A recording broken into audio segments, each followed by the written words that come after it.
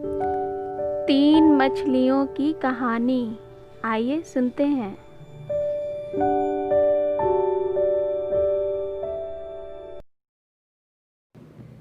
किसी नदी में बहुत सी छोटी छोटी मछलियाँ रहती थीं। इन मछलियों में तीन बड़ी मछलियाँ थीं।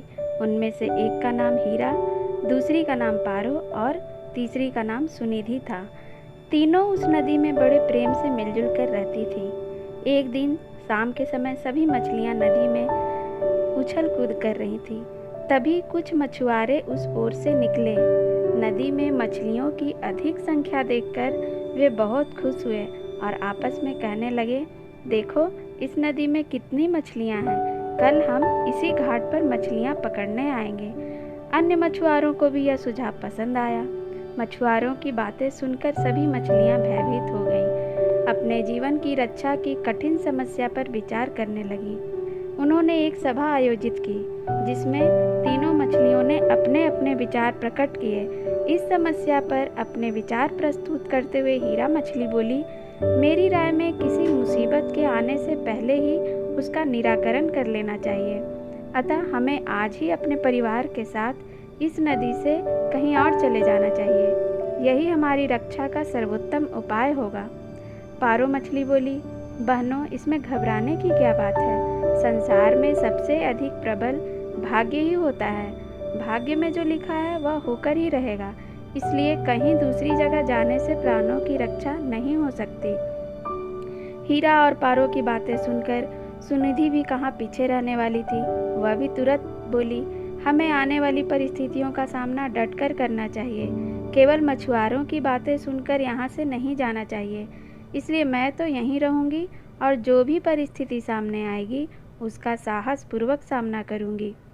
कुछ समय पश्चात सभा समाप्त हुई। हीरा मछली अपने परिवार के साथ दूसरी नदी में चली गई, किंतु पारो और सुनिधि उसी नदी में ही रह गईं। अगले दिन सुबह ही मछुआरे उस नदी पर आए। उन्होंने पानी में जाल बिछा दिया। उस जाल में अन्य मछलियों के साथ पारो मछली भी फंस गई। उसने सोचा जाल में फंस जाना ही उसके भाग्य में लिखा है। फिर वह बोली, हाय, मैं भाग्य के भरोसे रही परंतु भाग्य ने मेरा साथ नहीं दिया। अतः मछुआरों ने उसे पकड़ लिया और मार डाला। सुनिधि मछली ने जब मछुआरों को जाल बिछाते देखा तो उसने निश्चय किया कि अब उसकी परीक्षा की घड़ी नज़दीक आ पहुंची है। उसने तुरंत ही समस्या का समाधान खोज निकाला और फुर्ती से उछलकर गहरे जल में प्रविष्ट हो गई। इस प्रकार वह जाल से फंसने से बच गई। सच है, जो लोग भाग्य के भरोसे रहते हैं, स्वयं परिश्रम नहीं करते, वे कष्ट भोगते हैं। दूसरी श्रेणी में सुनिधि मछली की भांति वे लोग आते हैं जो संकट का सामना करने के लिए तैयार रहते हैं।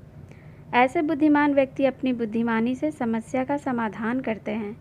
तीसरी श्रेणी में हीरा मछली की तरह वे लोग आते हैं जो विपत्ति के आने से पहले ही उसका निदान कर लेते हैं। ऐसे व्यक्ति सदैव सफल होते हैं। कहानी अच्छी लगी तो इसे शेयर ज़रूर कीजिएगा और चैनल को सब्सक्राइब कीजिएगा। धन्यवाद।